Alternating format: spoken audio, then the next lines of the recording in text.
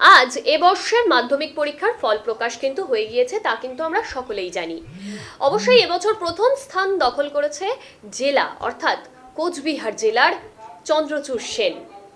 মাধ্যমিকের দশম কলকাতার কমলা গার্লসের ছাত্রী সোমদত্তা, আর তার বাড়িতেই কিন্তু এবার দেখা গেল সৃজন ভট্টাচার্যকে। এবার লোকসভা নির্বাচন 2024-এর যাদবপুর লোকসভা কেন্দ্র থেকে সিপিআইএম এর হয়ে লড়ছেন সৃজন ভট্টাচার্য। তাকেই কিন্তু দেখা গেল কলকাতা থেকে দশম স্থান অধিকারকারী কমলা গার্লসের ছাত্রী সোমদত্তার বাড়িতেই।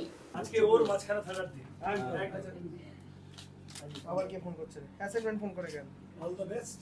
খুব সুন্দর। আমি ছিলাম মানে আশা করেছিলাম কি ভালো রেজাল্ট করবে, এর থেকে আরও বোর্ড র্যাঙ্কিং করেছে, তো আমাকে খুবই ভালো লাগছে, খুবই আনন্দ লাগছে। কেন সে বাড়ির গার্জেন থাকে না, বাইরেই থাকে, আর আমি পুরো দেখাশোনা সব কিছু দায়িত্ব নিয়েই এই আর কি মানুষ করি। তো খুব ভালোই লাগছে, আনন্দ লাগছে এখন। আমার নাম অষ্টমী মণ্ডল।